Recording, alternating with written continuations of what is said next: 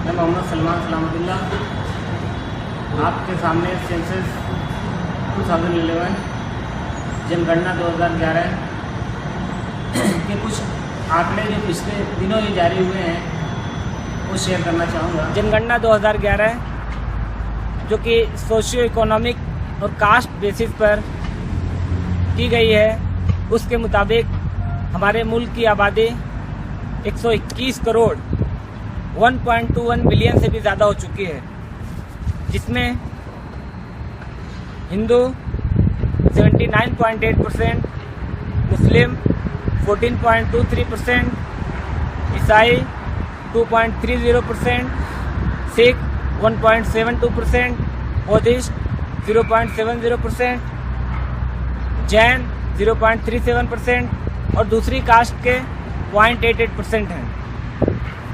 दोस्तों, एक्चुअली मेरा मेन मकसद हमारे मुल्क की लिटरेसी पर बात करना है।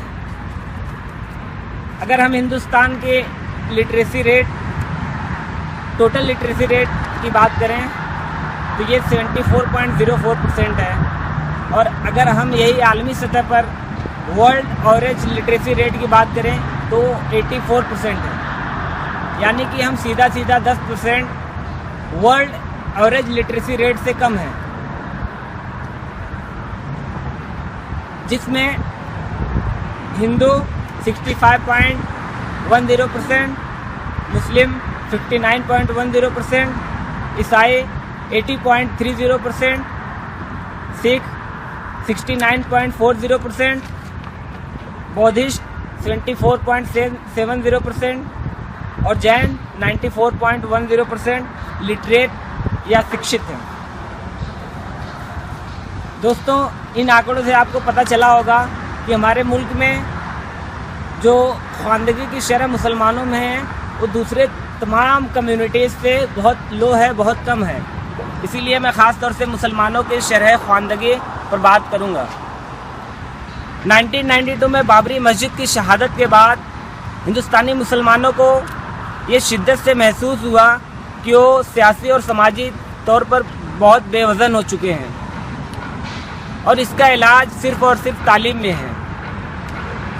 और बिल इत्तेफाक तमाम मुसलमानों ने तालीम को प्रायोरिटी, अव्वलियत देने की कोशिश की, जिसके नतीजे में नए तालीमी अदारे, कॉलेजेस, यूनिवर्सिटीज़ क़याम में आए और मुस्लिम स्टूडेंट्स का परसेंटेज बढ़ा।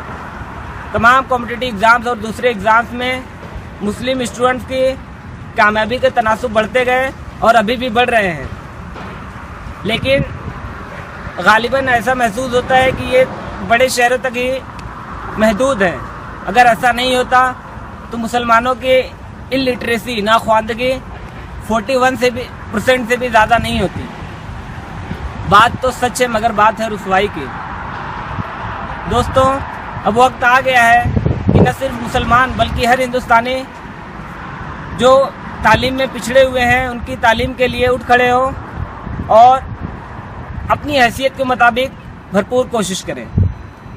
आज हिंदुस्तानी मुसलमान फ़िरक़ावाराना फसाद, गरीबी, बेरोज़गारी और दूसरे बहुत से मसाइल से जूझ रहा है। उसके बावजूद तालीम को अव्वलियत या प्रायोरिटी देना किसी चैलेंज से कम नहीं है। लेकिन फिर भी हम सबको अपनी हैसियत के मुताबिक कोशिश करनी पड़ेगी, और ख़ास तौर से मुसलमानों को गरीबी और तासुब का बहाना बनाकर हम अपनी जिम्मेदारियों से नहीं भाग सकते। आज इस मुल्क के जो 121 करोड़ की आबादी वाला मुल्क है, ये 18 करोड़ मुसलमानों को पीछे छोड़कर सुपर पावर या तरक्की याफ्ता नहीं बन सकता। शुक्रिया।